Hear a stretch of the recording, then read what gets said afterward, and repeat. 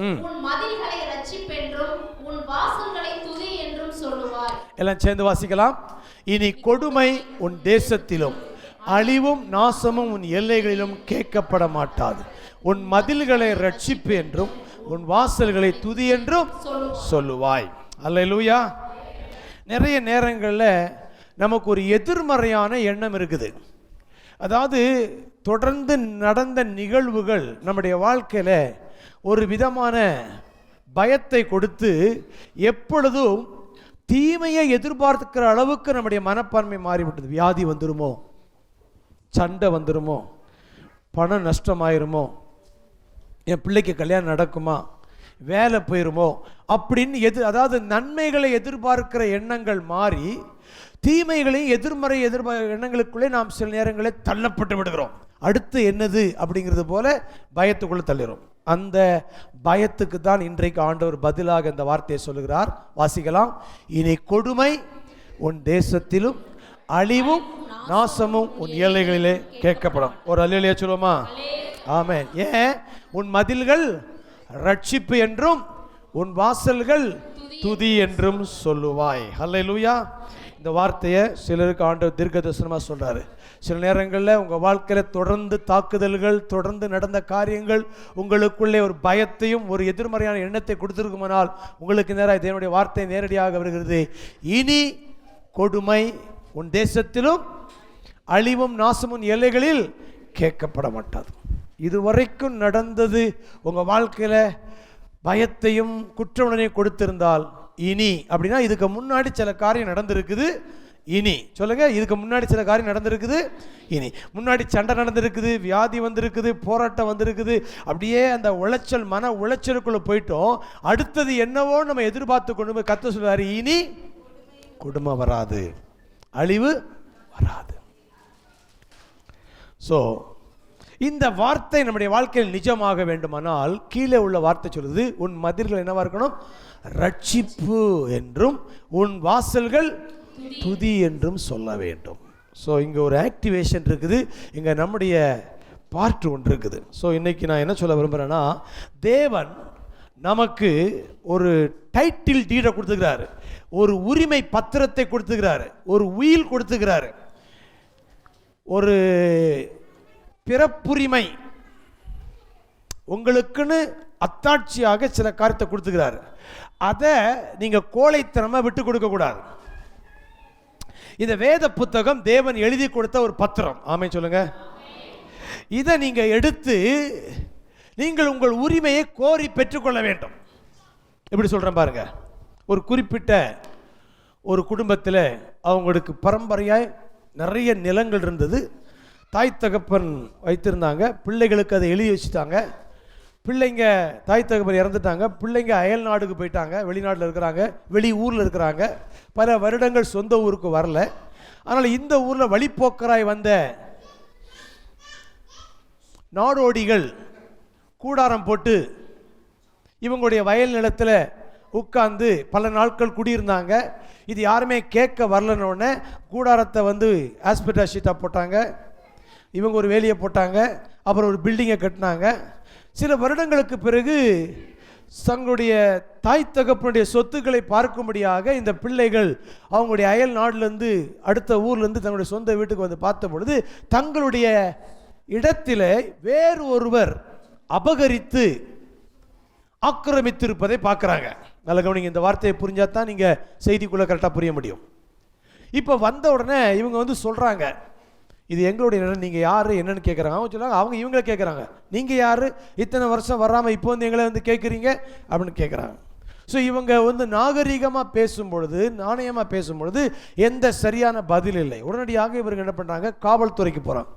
காவல்துறை என்ன பண்ணுறான், இங்கே இந்த கூடாரம் போட்டு ஆக்கிரமிக்கிறவன் வச்சவன் காசை கொடுத்து, காவல்துறைக்கு காசை கொடுத்து, அது எங்களுக்கு தெரியாது, உங்களுடைய இதை நீங்கள் போய் கோர்ட்டில் போய் பார்த்துக்கிட்டான்.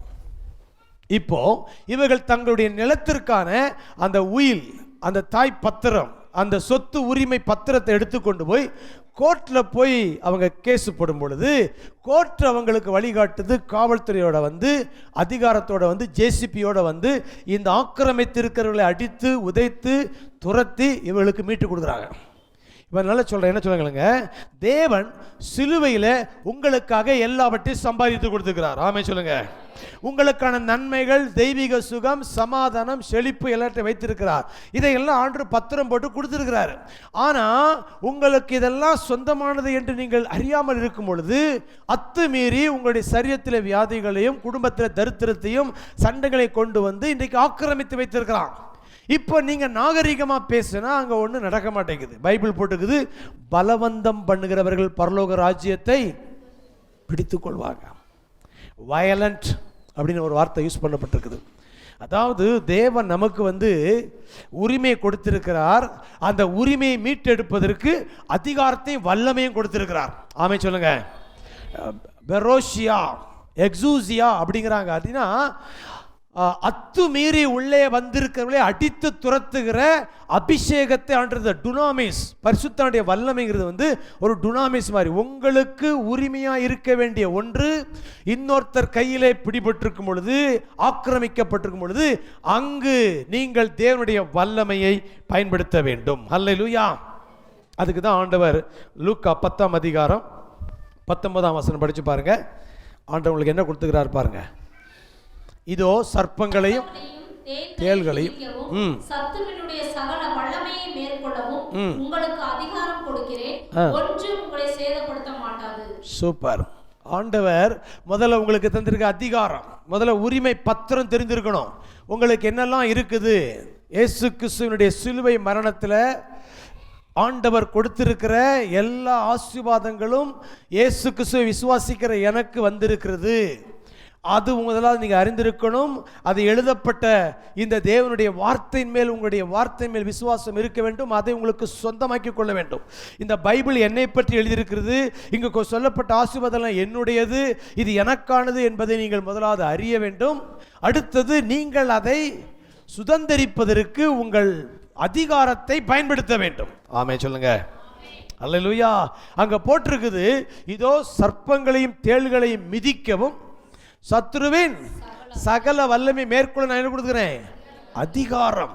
அதிகாரங்கிறது கலெக்டர் ஆக்கிரமித்திருக்கிற சில இடங்களை இடிச்சு தள்ளும்போது கலெக்டர் வருவாங்க, போலீஸ் துறையோடு வரும், ஜேசிபி வரும், அடித்து துவசம் பண்ணி ஒரு நாள் அவகாசம் 24 hours டைம் கொடுக்குறோம். இடத்த காலி பண்ணால் பொருள் உனக்கு சுதந்திரமாக, இல்லைன்னா எல்லாத்தையும் அடித்து குப்பை தொட்டிக்கு போயிடும் அப்படின்வாங்க.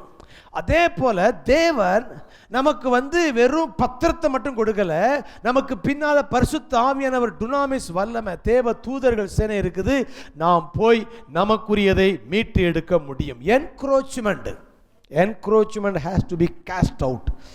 அத்துமீறி நுழைந்திருக்கிற எல்லாவற்றையும் அடித்து துரத்த வேண்டும்.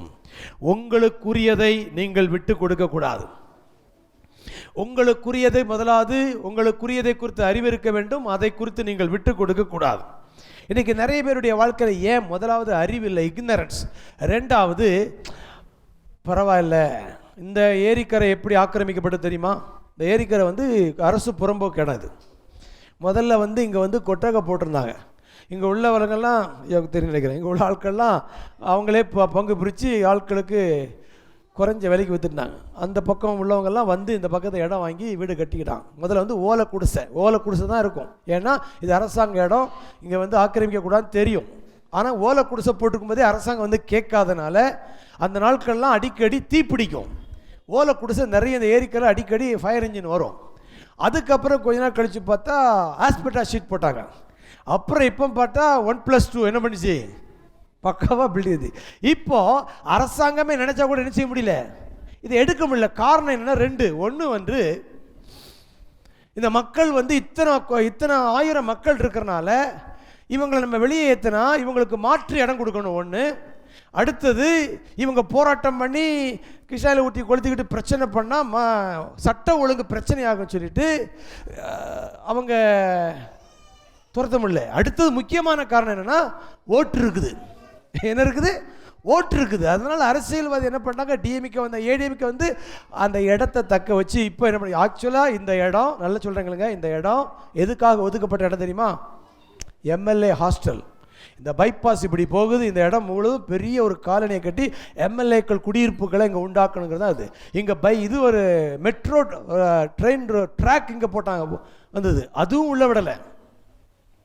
ஏரியை சுருக்கி சுருக்கி சுருக்கி கடைசி இப்போ கொஞ்சம் இருக்குது, மிச்ச இடத்த வச்சு விட்டுச்சிருக்கோம். ஏன் அகற்ற முடியலன்னா ஸ்ட்ராங்காக ஃபவுண்டேஷன் போட்டாச்சு. இப்போ ஒருத்தர் 2 பேரும் துரத்தில் இப்போ ஆயிரக்கணக்கான மக்கள் கொதித்து எழுவாங்க, இதை நடத்த முடியாது. அதனால் நீங்கள் கொஞ்சம் விட்டு கொடுத்தீங்கன்னா அவங்க ஆக்கிரமிக்கிற அளவுக்கு தான் இருக்குது. இது ஒரு உதாரணமாக நான் சொல்கிறேன். ஆனால் உங்கள் வாழ்க்கையை நான் இப்போ கேள்வி கேட்குறேன். நீங்கள் அதுக்கு ஒரு வேலி போடாமல், அதை குறித்து உங்களுக்கு ஒரு உரிமை இல்லாமல், அதை குறித்து ஒரு கவனம் இல்லாமல் இருந்தீங்கன்னா சாத்தான் ஆக்கிரமிக்கிறவன், அத்துமீறுகிறவன், அவன் சொந்தம் கொண்டாடுகிறவன். உங்கள் சரீரத்தை வியாதியினால் ஆக்கிரமிப்பான், உங்கள் குடும்பத்தை தரித்திரத்தை போட்டு ஆக்கிரமிப்பான், தேவையில்லை சண்டைகளை போட்டு குடும்பத்தை ஆக்கிரமிப்பான். ஏன் இயேசு எனக்கு சிலுவையில் இதெல்லாம் சம்பாதி வச்சுக்கிறாரு, இது ஏன் வீட்டுக்குள்ளே இருக்கக்கூடாதுங்கிறது ஒரு அறிவு, ஒரு தெளிவு, ஒரு எதிர்ப்பு சக்தி. எதிர்ப்பு தெரிவிக்கணும் முதல்ல. ஐ ரெஃப்யூஸ், ஐ டினை. நான் வியாதியை மறுக்கிறேன், நான் வியாதியை வெறுக்கிறேன், நான் எதிர்க்கிறேன். பைபிள் ஒரு வசனம் இருக்குது, பிசாசுக்கு எதிர்த்து நில்லுங்கள் அப்பொழுது. நீங்கள் ஜென்டிலாக பேசக்கூடாது, நம்ம ரொம்ப உல்டாவாக பண்ணிட்டோம். ஏசு கிறிஸ்து வியாதியை ஒருத்தர் இருந்தான்னா அவன் மேலே ரொம்ப கம்பேஷனாக இருப்பார், மனதுருகமாக இருப்பார். ஆனால் அந்த வியாதிக்கு பின்னால் இருக்கிற அந்த அசுத்த ஆவி மேலே அவர் ஆக்ரோஷமாக இருப்பார். உரத்த சத்தத்தோடு இவனை விட்டு கத்துவார், துரத்துவார். ஆனால் இன்றைக்கி நம்ம உல்டாவாக பண்ணுறோம். என்ன பண்ணுறோம்? சாத்தான்ட்டு ரொம்ப சாஃப்டாக இருக்கிறோம், மக்கள்கிட்ட நினச்சிரும் ஆக்ரோஷமாக இருக்கிறோம். ஸோ இன்றைக்கி அப்படி இல்லை. மக்கள் மேல் மனிதாபமாக இருங்க, மனதுருக்கமாக இருங்க. ஆனால் அதற்கு பின்னால் இருக்கிற பலவீனப்படுத்துகிற ஆவியை எதிர்த்து நில்லுங்கள். பலவந்தம் பண்ணுகிறவர்கள் அதை பிடித்து கொள்வார்கள். நீங்கள் ஒரு எதிர்ப்பு தெரிவிக்காட்டினா அவன் கிளம்ப மாட்டான். எதிர்த்து நில்லுங்கள், அப்பொழுது பிசாசு, வியாதி, தரித்திரம், சண்டை. அப்போ அந்த எதிர்ப்பை உங்களுக்கே உங்கள் உடம்புக்கு கொடுத்த அக்கறை இல்லைன்னா, உங்களுக்கே உங்கள் உடம்புலேருந்து வியாதி வெளியே போகணும் ஒரு எதிர்ப்பு தெரிவிக்கணும். உங்கள் பாஸ்டர் எதிர்ப்பு தெரிவிக்க மாட்டார். உங்கள் உடம்புக்கு நீங்கள் தான் அது, உங்கள் உரிமையாளர் நீங்கள் தான். அது தேவனுடைய சொத்து. இது இந்த வார்த்தையாக விசுவாசிக்கிறீங்களா? இது தேவனுடைய ஆலயம், எதிர்ப்பு விசுவாசிக்கிறீங்க? இந்த தேவனுடைய ஆலயத்தில் வியாதி இருக்கலாமா? இருக்க முடியுமா? கூடாது. அப்போ அது இல்லீகல். Sickness is illegal. அது சட்டத்துக்கு புறம்பானது. நான் எதிர்க்கிறேன். நீங்கள் ஜெபம் பண்ணுறனால, இல்லை நீங்கள் கன்ஃபஸ் பண்ணுறனால அந்த வியாதி போகலைன்னா அதை டாலரேட் பண்ணாதீங்க. நீங்கள் எதை டாலரேட் பண்ணுறீங்களோ அதுக்கு அடிமையாயிருவீங்க, எதை சகிக்கிறீங்களோ அதுக்கு அடிமையாயிருவீங்க. நான் என்ன சொல்கிறேன்னா, இப்போ பாருங்களேன், நான் என்னுடைய உதாரணம் சொல்கிறேன். என்னுடைய சரீரத்தில் சில நேரங்கள் ஏதாவது இந்த மூக்கடைப்பு சளியெல்லாம் வரும், நான் சுகமாயிரும். சில நேரங்களில் நான் ஜெபிச்சும், நான் கன்ஃபஸ் பண்ணியும், நான் எதிர்ப்பு தெரிவிட்டும் போகாமல் இருக்கிற மாதிரி இருக்கும். போகாமல் இருக்கிறதுனால நான் அதை அட்ஜஸ்ட் பண்ணுறேன், அதுக்கு இடம் கொடுக்க அர்த்தம் கிடையாது. நான் தூக்கத்தில் எழும்பினா கூட I resist, I deny, I hate sickness. இயேசுவின் நாமத்தில் என் உடம்பில் இருக்கக்கூடாது. மறுபடியும் மறுபடியும் மறுபடியும் அந்த வார்த்தையை சொல்ல சொல்ல என்னுடைய உடம்பினுடைய அந்த ஃப்ரீக்வன்சி, என்னுடைய உடம்பினுடைய எல்லா அணுக்களுமே, எல்லா இதுவுமே, உணர்வுகளுமே எதிர்ப்பு தெரிவிக்கிறனால அங்கே இடமே இல்லை. அவன் இடத்த காலி பண்ணி தான் ஆகணும். அப்போது உங்களுடைய சரீரம் தேவனுடைய ஆலயம், அது நீங்கள் தான் அதனுடைய உரிமையாளர்கள். நீங்கள் இருந்தீங்கன்னா உங்கள் உடம்புல தேவையில்லாத எந்த ஒன்றும் இருப்பதற்கு நீங்கள் இடமளிக்கக்கூடாது, எதிர்ப்பு தெரிவிக்க வேண்டும். அல்லேலூயா. அடுத்தது வார்த்தை எடுத்து பேசணும். வார்த்தை எப்படி சொல்லுது? இயேசு பிசாசோடு சண்டை போடும் பொழுது அவன் இப்போ வனாந்தரத்தில் மனுஷன் அப்பத்தினாலே மாத்திரமல்ல தேவனுடைய வாயிலிருந்து பிறக்கும் ஒவ்வொரு வார்த்தையும் பிழைப்பான் என்று எழுதியிருக்கிறதே. சட்டம் எப்படி சொல்லுதுங்க? எங்கள் அப்பா எழுதி கொடுத்துக்கிறாருங்க, நான் அவருடைய வாரிசுங்க, அவருடைய சொத்து எனக்கு தான் வரணும். அப்படி நீதிமன்றத்தில் போய் வழக்காடுற மாதிரி நீ வழக்காடணும். அவருடைய தழும்புகளால் குணமானீர் என்று எழுதியிருக்கிறதே. அவருடைய தரித்திரத்தினாலே என் தேவன் தம்முடைய ஐசுத்தமின் குறைவுகள் எல்லாம் கிறிஸ்து இயேசுவுக்குள் நிறைவாக்குவார் என்று எழுதியிருக்கிறதே. வேர்டு, வார்த்தை பத்திரம். இதை வார்த்தை எடுத்து உங்கள் பிள்ளை மேலே பேசுங்க, உங்கள் கணவன் மேலே பேசுங்க, உங்கள் மனைவி மேலே பேசுங்க, உங்கள் குடும்பத்தில் பேசுங்க. நான் இருக்கிற வரைக்கும் இந்த வீட்டுக்குள்ளே வியாதி வர முடியாது. ஹல்லேலூயா. இந்த 2 வசனம் படிச்சுட்டு முக்கியமான பாயிண்ட்டுக்கு வரலாம். மத்தேயு 10:1 பாருங்க. மத்தேயு 10:1 என்ன போட்டிருக்குது? அவர் 12 சீஷரை வரவழைத்து அசுத்தாவிகளை துரத்தவும் சகல வியாதிகளையும் சகல நோய்களையும் நீக்கவும் அவர்களுக்கு அதிகாரம் என்ன கொடுத்துக்கிறாரு? அதிகாரம். ஒரு கலெக்டர், ஒரு சரக இன்ஸ்பெக்டர், அவனுக்கு அதிகாரம் இருக்குது. இந்த மதுரவாயில் இன்ஸ்பெக்டருக்கு இந்த மதுரவாயினுடைய காவல்துறை எல்லைக்குள்ளே எந்த குற்றமும் நடக்க விடாதபடி சட்ட ஒழுங்கை காக்கிறதுக்கு அதிகாரம் இருக்குது. அங்கே இருக்கிற எந்த குற்றவாளியும் அவர் கைது பண்ணுவதற்கு, சட்டத்தை மீறி நடக்கிற எல்லாரும் மேலும் ஆக்ஷன் எடுக்கிறதுக்கு என்ன கொடுக்கப்பட்டிருக்குது அது. ஆனால் அவர் அந்த அதிகாரத்தை கையில் வைத்து கொண்டு தூங்கிட்டு இருந்தார்னா, அவர் ஊரை சுற்றிட்டு இருந்தார்னா, அவர் பொறுப்பு இல்லாமல் இருந்தார்னா இங்கே குற்றங்கள் நடக்கும். இங்கே கஞ்சா வியாபாரம், இங்கே குடி போத அராஜகம் நடக்கு அப்படின்னா அது காவல்துறை பொறுப்பற்றதாக இருக்கிறது. அதிகாரத்தை அவர் மிஸ்யூஸ் பண்ணுறாரு. பயன்படுத்தாத அதிகாரம் அபியூஸ் பண்ணப்படுதுன்னு சொல்கிறாங்க. இப்போ நான் சொல்கிறேன், உங்களுடைய கர்த்தராகிய இயேசு கிறிஸ்துவை விசுவாசி, அப்பொழுது நீ உன் வீட்டாரும் உங்கள் முழு குடும்பத்துக்கு உங்கள் கையில் அதிகாரம் கொடுத்துக்கிறாருங்க. நீங்கள் ஒரு ஆள் போதும், உங்கள் முழு குடும்பத்துக்கும் கேரண்டி. ஒரு ஆள் வேலைக்கு போனால் முழு குடும்பத்துக்கும் இன்சூரன்ஸ் கவரேஜ் இருக்குது. ஆமாவா இல்லையா? நான் இப்போ கவரிங்கை பற்றி பேச போகிறேன். நல்ல கவனிங்க. ஒரு நபர் மூலமாக அந்த முழு குடும்பத்துக்கு கவரிங் இருக்குது, பாதுகாப்பு இருக்குது. அப்போ ஆண்டவருடைய பிள்ளையா நீங்கள் இருக்கிறனால நீங்கள் உரிமையாக அதிகாரத்தை எடுத்து, என் வாதை என் கூடாரத்தை பொல்லாப்பு எனக்கு, அப்படி தேவனுடைய வார்த்தை எடுத்து அதிகாரத்தை எடுத்து நீங்கள் பேச வேண்டும், கன்ஃபஸ் பண்ணணும். நல்ல கவனிங்க. ரோட்டில் போலீஸ்காரன் நிற்பான். போலீஸ்காரன் எல்லாரும் பயப்படுவான். நிப்பாட்டி செக் பண்ண எல்லாரும் பயப்படுவான். ஆனால் ஒருத்தர் பயப்பட மாட்டான். யார் பயப்பட மாட்டான்? வக்கீல் பயப்பட மாட்டாங்க. ஏன் பயப்பட மாட்டான்? அவனுக்கு என்ன தெரியும்? சட்டம் தெரியும். அவர் விட்டுருவான். அப்படி பிடிச்சாலும் அவன் தான் பாதிக்கப்படுவான். இவனுக்கு பாதிப்படும். ஏன்னா அப்போ பாருங்க, காவல்துறையை விட யாருக்கு அதிகாரம் ஜாஸ்தியாக இருக்குது? நீதிபதிக்கும் வக்கீலுக்கு ஜாஸ்தியாக இருக்குது. ஏன்னா அவங்களுக்கு சட்டம் தெரியும். அதே போல நீ தேவனுடைய வார்த்தையை அறிந்திருந்தா உனக்கு பிசாசு பயப்படுவான். பிசாசு யாருக்கு பயப்படுவோம்? கர்த்தருடைய வார்த்தை யாருக்குள்ள இருக்குதோ. அதனால தான் 1 யோவானில் போட்டிருக்குது, வாலிபர்களே நீங்கள் பலவானா இருக்கிறதாலும் தேவனுடைய வார்த்தை உங்களுக்குள் நிலைத்திருக்கிறதுனாலும் நீங்கள் பொல்லாங்கனை ஜெயித்ததினாலும் உங்களை எழுதுறேன். வார்த்தை இருந்தால் பொல்லாங்கனை ஜெயிச்சிடலாம்.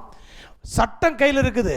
எல்லாம் அத்துப்படியாக இருக்கும் பொழுது அந்த பாருங்களேன், அந்த சுப்ரீம் கோர்ட்டில் நம்ம ஒரு பெரிய ராம்ஜெத் மலானியா அவர் வழக்குக்கு வாராருனாலே ஜட்ஜி உட்பட எல்லாம் பயப்படுவாங்க.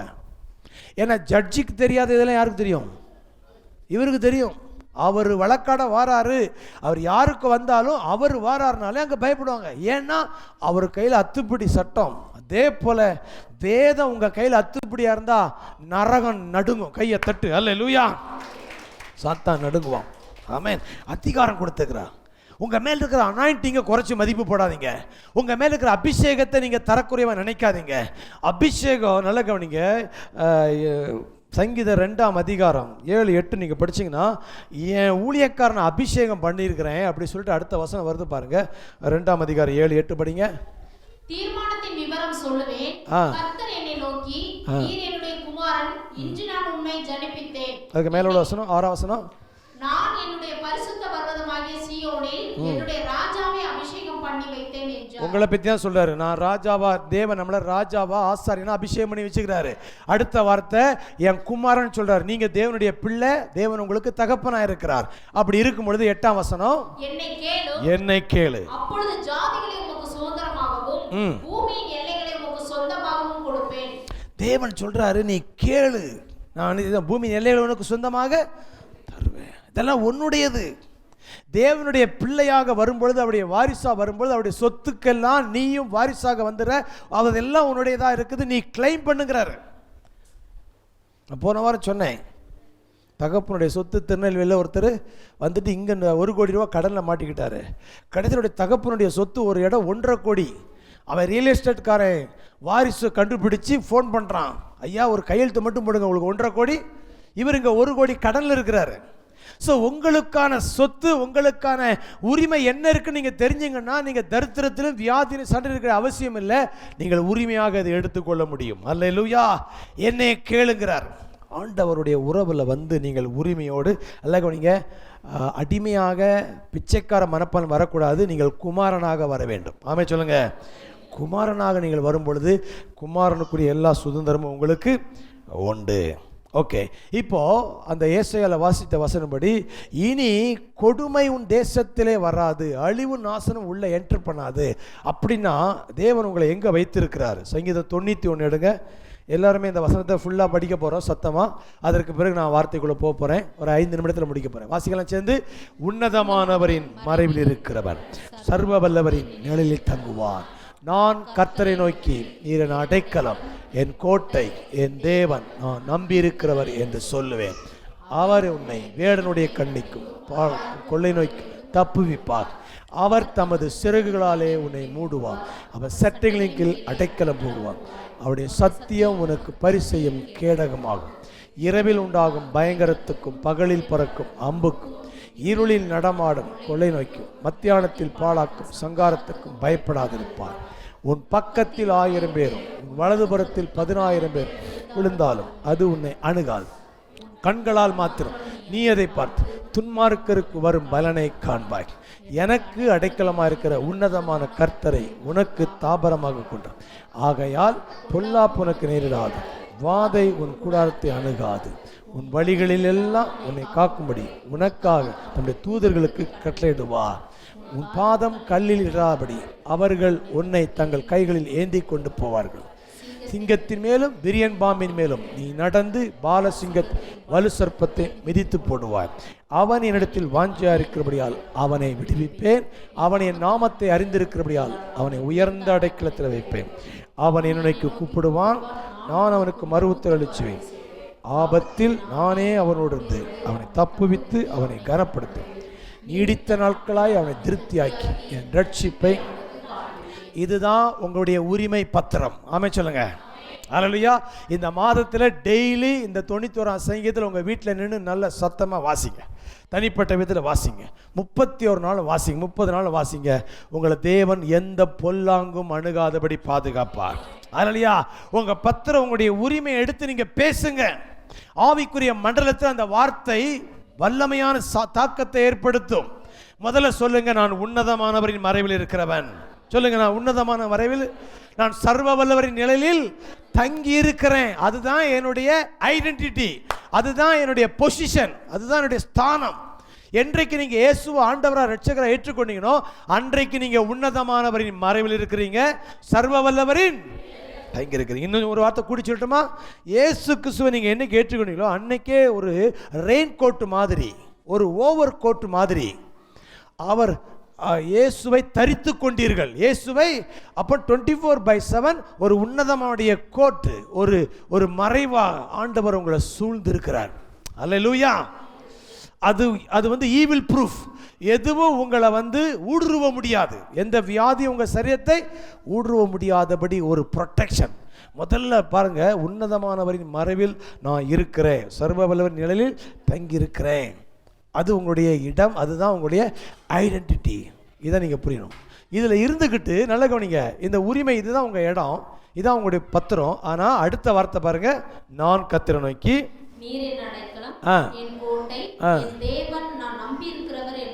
சொல்லுவேன். நீங்கள் தேவனை யாராக நீங்க பார்க்குறீங்க, யாரா கன்ஃபஸ் பண்றீங்க, தேவன் உங்களுக்கு யாரா இருக்கிறாரு, அதை நீங்க சொல்லணும். இவன் சொல்றான், என்ன சொல்றான்? நான் கர்த்தர் நிற்கிறேன், என்ன அடைக்கலம், என் கோட்டை, என் தேவன். தேவனை நீங்க யாரா கன்ஃபஸ் பண்றீங்களோ அப்படிதான் அவர் உங்களுக்கு இருப்பாரு. அல்லேலூயா. அவர் என்னை கை விட்டுட்டாருங்க, அவர் என்னமோ பாரபட்சம் பார்க்குறாரு, பாஸ்டருக்கு செய்கிறாரு, எங்களுக்கு செய்கிற மாதிரி தெரில. அப்படி நீங்கள் ஆண்டவரை எப்படி நீங்கள் எந்த பெர்ஸ்பெக்டிவில் பார்க்குறீங்களோ அப்படி தான் அவர் ரெஸ்பாண்ட் பண்ணுவார். உங்களுடைய லென்ஸ் ஒன்று இருக்குது. ஹலோ, உங்கள் லென்ஸ் எந்த லென்ஸ் வழியை பார்க்குறீங்களோ அந்த லென்ஸ் வழியாக அவர் ரிஃப்ளெக்ட் ஆவார். நீங்கள் தேவனை கோட்டையாக அடைக்கலமாக பார்த்தீங்கன்னா அடுத்த வசனம், அவர் உன்னை பாழாக்கும் கொள்ளைக்கும் கையை தட்டுங்க. அல்லேலூயா. தேவனை நீங்க எப்படி சொல்றீங்களோ அவர் அப்படி இருப்பார். முதலாவது தேவன் உங்களுக்கு பாதுகாப்பா இருப்பார். டிவைன் ப்ரொடெக்ஷன் கேரண்டியா தர்றாரு. அல்லேலூயா. அழகான வார்த்தை. வேடனுடைய யாரெல்லாம் தேவனை கோட்டை அடைக்கலன்னு சொல்றீங்களோ அப்படிப்பட்டவங்களை எப்படி சிக்க வைக்கலாம். சாத்தான்கிற வார்த்தைக்கு அர்த்தம் ட்ராப் செட்டர். ட்ராப் கண்ணி வைக்கிறவன். சாத்தான்கிற வார்த்தைக்கு, சேட்டன்கிற வார்த்தைக்கு மூல மொழி அர்த்தம் என்னன்னா கண்ணி வைக்கிறவன். ஆனால் இயேசுங்கிற வார்த்தைக்கு என்ன அர்த்தம் தெரியுமா? தப்புவிக்கிறவர். கை தட்டுங்க. ஹல்லேலூயா. எங்கெல்லாம் உங்களை சிக்க வைக்கலாம்னு சொல்லி கண்ணி வைக்கிறானோ அங்கெல்லாம் அதை நோண்டி எடுத்து உங்களை காப்பாற்றுற ஒருத்தர் இருக்கிறார். ஹல்லேலூயா. அதனால தான் முதல்ல அந்த ட்ராப்புக்கு போகிறதுக்கு முன்னாடியே கர்த்தரின் அடைக்கலம், என் கோட்டை, என் தேவன், நான் நம்பி இருக்கவர் என்று கன்ஃபஸ் பண்ணுறேன், டிக்ளேர் பண்ணுறேன், வார்த்தையை பேசுகிறேன். அவர் அப்படியே எனக்கு இருக்கிறார். அவருடைய வேடனுடைய கண்ணிக்கும் பாழாக்கும் கொள்ளை நோய்க்கும் தப்புவிப்பார். தப்புவிப்பார், காப்பாற்றுவார், ரட்சிப்பார். அந்த வியாதிகளெல்லாம் உங்கள் வாழ்க்கையில் வராதபடி பாதுகாக்கிறார். அந்த தீமையிலேருந்து உங்களை பாதுகாக்கிற ஒரு பொறுப்பை அவர் எடுக்கிறார். அல்லேலூயா. இதுக்கு பேர் டிவைன் ப்ரொடெக்ஷன். டிவைன். அடுத்த வசனம் வாசிங்க. அவர் தமது சிறகுகளாலே உன்னை மூடுவார். இதுதான் அவர் என்ன செய்றாரு? கவரிங்கில். நீங்கள் எங்கே இருக்கிறீங்க? கவரிங்கில் இருக்கிறீங்க. எதில் இருக்கிறீங்க? டிவைன் கவரிங்கில் இருக்கிறீங்க. ஆண்டருடைய ஒரு செட்டைகளின் நிழலினாலே உங்களை மூடுறாரு. 24/7 நீங்கள் ட்ராவல் பண்ணுற எல்லா இடத்துலையும் இந்த சிறகுகளாலே மூடுவார். அவருடைய பாதுகாப்பு உங்களை பின்பற்றி கொண்டே வருது. அவர் செட்டைகளின் கீழ் அடைக்கலம் புகுவாய், சத்தியம், பரிசயம். ஷீல்டு அப்படிங்கிற வார்த்தை போடுது. ஷீல்டு அப்படின்னா வெளியே உள்ளது உள்ளே வராது, உள்ளே இருந்து எதுவும் வெளியே போகவே முடியாது. அப்படி கர்த்தர் உன்னைய பாதுகாக்கிற பொறுப்பு எடுக்கிறார். அல்லேலூயா. dwelling in the shadow of Almighty. ஆண்டவரோடு நீங்கள் உறவில் இருந்தீங்கன்னா, இணைப்பில் இருந்தீங்கன்னா, லைஃப் சோர்ஸில் கனெக்ட் ஆகிருந்தீங்கன்னா எல்லாம் உங்களுக்கு சப்ளை ஆகும். அல்லேலூயா. ஆண்டிருந்து எல்லா நன்மையான ஈவும் வரமும் ஜோதிகளின் பிதாவிடத்திலிருந்து இறங்கி. அப்போ நான் ஒரு கேள்வி கேட்குறேன். Are you connect with God? ஆண்டரோட ஒரு இணைப்பில் இருக்கிறீங்களா? அது உங்களால் அதை ரியலாக உங்களால் சொல்ல முடியுமா? ஆண்டவருடைய உறவில் இருங்க, ஆன்லைன் சேட்டிங்கில் இருங்க, எப்போ எல்லாவற்றையும் தேவனுக்கு தெரியப்படுத்துங்க. எல்லாத்துலேயும் கர்த்தரை சில இந்த கேள்வி கேட்கும்போது சில கேட்டீங்க. நான் உங்களுக்கு சொல்லக்கூடிய முக்கியமான பதில் என்ன, ஆண்டவரை சார்ந்திருக்க எப்பவும் நம்ம பழகணும். அல்லேலூயா. உங்கள் சுய புத்தியை, சுய பலத்தை சார்ந்திருக்காதீங்க. நிறைய ஃபெயிலியரை சந்திப்பீங்க. ஒவ்வொரு சேலஞ்சுமே சில கேட்டிங்க பார்த்தீங்களா, நான் தடையாக இருக்குது, இன்னும் போகலை, பிரச்சனை பண்ணா, உங்கள் சொந்த பலத்தால் அது முடியாது. உங்களுக்கு யாருடைய உதவி தேவை? நீங்கள் டெஸ்பரேட் நீடு. ஆண்டவருடைய உதவி இல்லாமல் உங்களால் என்ன இல்லாமல் உங்களால் ஒன்றும் முடியாது. அது யோவான் 15 வருது. இணைப்பில் இருந்தால் என்னை பலப்படுத்துகிற கிறிஸ்துவினாலே அப்படி சொல்ல முடியும். ஆனால் என்ன இல்லாமல் இந்த ரெண்டும் ஆப்போசிட் ஆக்கும். அவர் இருந்தால் எதையும் செய்யலாம், அவர் இல்லைன்னா எதையுமே செய்ய முடியாது. அப்போ தேவன் இல்லாமல் என்னால் ஒரு இன்ச்சு கூட நகர்த்த முடியாதுங்கிற ஒரு இயலாமையே தேவனுக்கு நீங்கள் புரியணும். கர்த்தரை சார்ந்திருக்க தாங்க சில நேரங்களில் டெம்டேஷனு, சில பிரச்சனை, சவாலே வருது. உம்மாலே ஒரு சேனைக்குள் அப்படின்னா கர்த்தரை சார்ந்திருந்து பாருங்க, எல்லாத்தையும் ஓவர் கம் பண்ணுவீங்க. எங்கெங்க நீங்க ஓவர் கம் முடியல அங்க வந்து செக் பாயிண்ட் என்னன்னா, நான் கர்த்தரை, என் ட்ரஸ்ட் எவ்வளவு இருக்குது. ஆரம்பத்தில் கர்த்தரை சார்ந்திருந்த அநேகர் நாள் போக போக போக மாம்சத்தையும் மனுஷனையும் நம்புகிறதுனால நம்முடைய நம்பிக்கை வந்து இடம் மாறிடுச்சு. அதுக்கடுத்தான் சில காரியங்களில் போய் இன்றைக்கி இருக்கிறோம். இப்போ மறுபடியும் ஒரு ஆண்டவர் மறுபடியும் இன்வைட் பண்ணுறாரு, என்னைய சார்ந்து கொள், என்னைய சார்ந்து கொள். ஆண்டவர் இன்வைட் பண்ணுறார். யோவான் அந்த சங்கீதத்தில் நிறைய சூப்பரான வசனம் இருக்குது. முடிச்சலாம் முதல்ல. இரவில் உண்டாகும் பயங்கரத்துக்கும்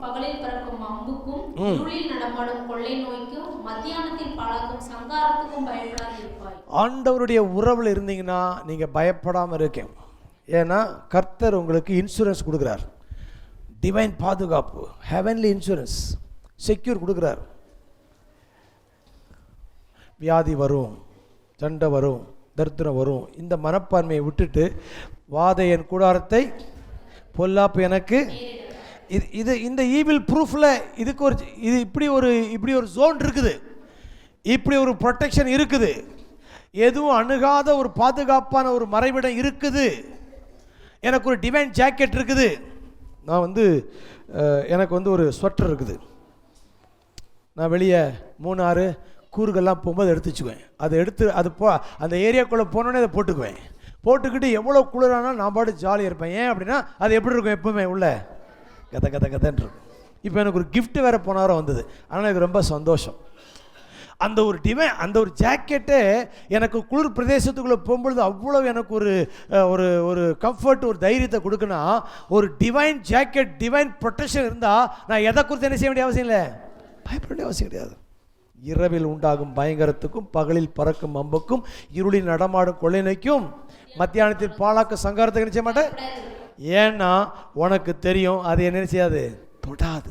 அடுத்த வசனம், உன் பக்கத்தில் 1000 பேரும் வலதுபுறத்தில் 10000 பேரும் விழுந்தாலும் அது உன்னை அணுகாது. இதை நம்புறீங்களா? நான் கேள்வி கேட்கிறேன். அணுகாது சொல்லுங்க. அணுகாது. இந்த வசனம் ஏசாயா 60:18 தான் சொல்லுது. இனி கொடுமை உன் தேசத்தில் இருக்காது, அழிவும் நாசமும் வராது. ஒரு ஈவில் ப்ரூஃப், தீமை நுழையாத ஒரு அடைக்கலத்துக்குள்ள கத்த வைத்துகிறார். அடுத்த வசனம் வாசிங்க. உன் கண்களால் மாத்திரம் நீ அதை பார்த்து துன்மார்க்கர் படும் பலனை காண்பாய்.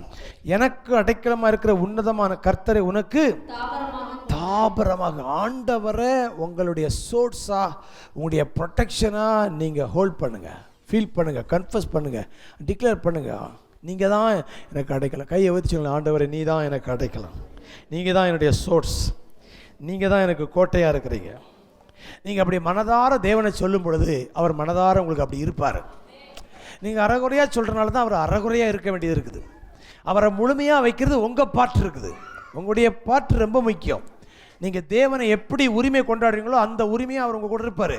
நீங்க உரிமையை குறைக்கும் பொழுது அவரும் இஸ் எ ஜென்டில் காட். அல்லேலூயா. யோவான் 15 வந்துடலாமா? 15 போட்டிருக்குது, டிவைன் கனெக்ஷன். என்னில் நிலைத்திருங்கள், அப்படி நீங்கள் கேட்டுக்கொள்வது எதுவோ அது உங்களுக்கு. அப்போ தேவனுடைய உறவு தான் சப்ளை வருதுங்கிறேன். எல்லாமே டிவைன் சப்ளை.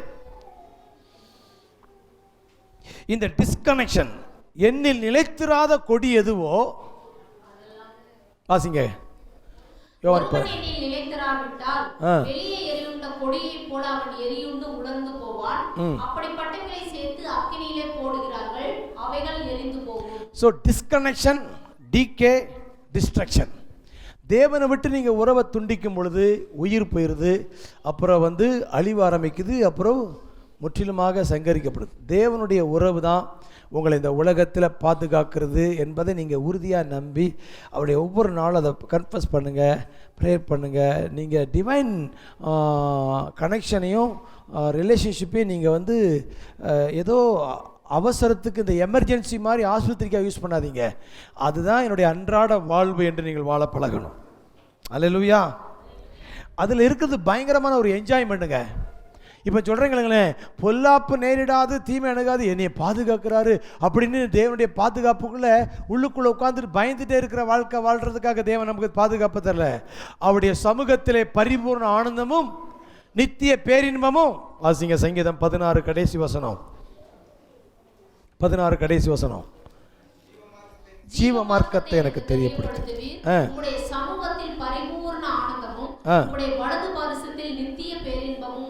இந்த வார்த்தைக்கு என்ன அர்த்தம்னா, ஆண்டவர் நீங்க பாதுகாப்பா அடைக்கலமா நீங்க கன்ஃபஸ் பண்ணும் பொழுது அவர் உங்களை தீமையிலிருந்து பாதுகாக்கிறது மட்டுமல்ல, அவருடைய பாதுகாப்புக்குள்ள நீங்கள் மகிழ்ச்சி கொண்டாட்டத்திலே வாழ்வதற்கு தேவன் உதவி செய்கிறார்.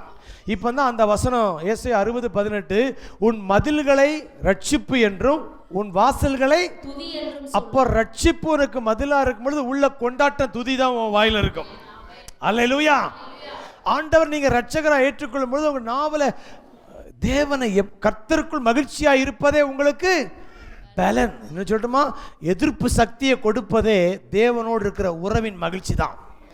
ரிஜாய்ஸ் இன் த லார்ட். தேவனை துதிக்க துதிக்க ஒரு பாசிட்டிவ் வைப்ரேஷன் வரும், ஒரு பாசிட்டிவ் ஜோனில் இருப்பீங்க. அதுவே உங்களுக்கு ஒரு எதிர்ப்பு சக்தியாகவும் பாதுகாப்பாக சுகத்தை கொடுக்கும். இன்னொன்று சொல்லிட்டு ஒரு வார்த்தை, மன மகிழ்ச்சி நல்ல ஔஷதம், good medicine. Joy of the heart ஒரு மெடிசனாகவே மாறுது. அப்போது நோய் உள்ளே வராமல் பாதுகாக்கிறது மட்டுமல்ல, அதை எதிர்க்கக்கூடிய சக்தி உங்களுக்குள்ளே இருந்து துதியினால் ஜாயினால் வரும். அதனால தேவனுடைய உறவை ஒவ்வொரு நாளும் கொண்டாடுங்க. Celebrate with God. ஆண்டு இது வரைக்கும் செஞ்சதை நினச்சி துதிங்க. ஆண்டு வச்சுக்கிற வாழ்க்கைக்காக துதிங்க. கொடுத்த கணவனுக்காக, மனைவிக்காக, பிள்ளைகளுக்காக, உறவுக்காக துதிங்க. தீமை அணுகாது. அது மட்டுமல்ல, எதிர்ப்பு சக்தியாக இருந்து நீங்கள் பாதுகாக்கப்படுவீர்கள். அல்லேலூயா. அடுத்த வாரம் அவருடைய பிரசன்னத்தில் இருந்தால் செத்த கட்டைகள் கூட உயிரோடு எழும்புங்கிறதுக்கு நான் சாட்சி சொல்ல போகிறேன். இன்றைக்கு இந்த 91ஆம் சங்கீதத்தை தான் இன்றைக்கி உங்களுக்கு நான் டிக்ளேர் பண்ணுறேன். உங்கள் வீட்டில் கன்ஃபஸ் பண்ணுங்கள். நீங்கள் எழும்பும் பொழுது முணுமுணுக்கிற வார்த்தை என்னவாக இருக்குன்னா, நான் உன்னதமான ஒரு மறைவில் இருக்கிறேன், சர்வ வல்லவரின் நிழலில் தங்க இருக்கிறேன், நான் உன்னதரின் மறைவில் இருக்கிறேன், சர்வ வல்லவரின். அதையே நீங்கள் பண்ணுங்கள். உங்கள் மைண்டு ரினியூ ஆகி அதுவே ஒரு ரிஜிஸ்டராக மாறுற அளவுக்கு நீங்கள் வார்த்தையை 91ஆம் சங்கீதத்தை கன்ஃபஸ் பண்ணுங்கள். அதனுடைய எல்லா பிளெஸ்ஸிங்கையும் நீங்கள் டவுன்லோடு பண்ணணும். கீழே இருக்குது கடைசி வசனம் பார்த்தீங்க, நீடித்த நாட்களாய் ரட்சிப்பை. ஒவ்வொரு நாளும் தேவனுடைய ரட்சிப்பை நீங்கள் பார்ப்பீங்க. தேவன் ஒவ்வொரு நாளும் உங்களுக்கு ஹெல்ப் பண்ணுறத, உங்களுக்கு மிராக்கிள் செய்து நீங்கள் பார்ப்பீங்க. அல்லேலூயா. ஏதோ பாதுகாப்பு ஒளிஞ்சிட்டு இருக்கிறேன், கதவை திறந்து வெளியே எட்டி கூட பார்க்க, அப்படி இல்லை. ஒவ்வொரு நாளும் தேவனுடைய உதவியை நீங்கள் பெற்று நீடித்த நாட்களாய் உன்னை திருப்தி ஆக்குவார், ரட்சிப்பை பார்க்க வைப்பார். ஒவ்வொரு நாளும் புது புது அற்புதங்கள் உங்களுக்கு நடக்கும். அல்லேலூயா. ஒருவேளை உங்களுக்கு ஒரு ஆபத்து வந்தா, அதுக்கு முந்தின வசனம், ஆபத்தில் நானே அவனோடு இருந்து. உங்களுக்கு ஒரு எமர்ஜென்சி வந்தா உங்க கூட யார் இருப்பா? நான் அவனுக்கு மறு உத்தரவு அழிச்சு, ஆபத்தில் நானே அவனோடு இருந்து தப்பு வித்து உங்களை விட்டு கொடுக்காத ஒரு தேவன் இருக்கிறார்.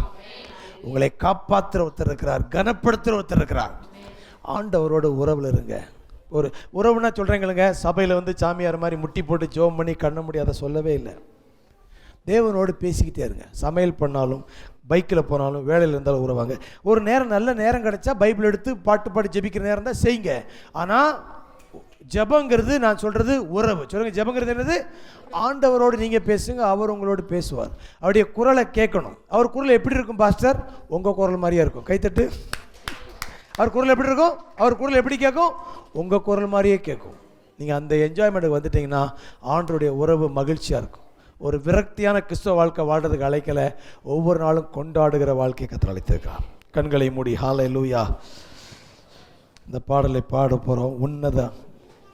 உன்னதமானவரின் மறைவில் இருக்கிறவன் சர்வ வல்லவரின் நிழலில் தங்குவான். நான் கர்த்தருக்கு நீர் அடைக்கலம், என் கோட்டை, என் தேவனை நம்பியிருக்கிறவர் என்று சொல்லுவேன். ஹல்லேலூயா. நன்றி நன்றி நன்றி ஆண்டவரே. உன்னதமானவரின் உயர் மறைவில் இருக்கிறவன் சர்வ வல்லவரின் நிழலில் தங்குவான். இது பரமசிலாக்கியமே. சர்வ வல்லவரின் நிழலில் தங்குவான், பரமசிலாக்கியமே. அவசட்டாயின் கீழ் அடைக்கலம் போகாவே, இறகுகளால் மூடுவா. அவசட்டாயின் கீழ் அடைக்கலம் போகாவே, இறகுகளால் மூடுவா. தேவனின் அடைக்கலமே, கோட்டையும் மரணும் அவர். அவர் சத்தியம் பரிசயம் கேடகமா.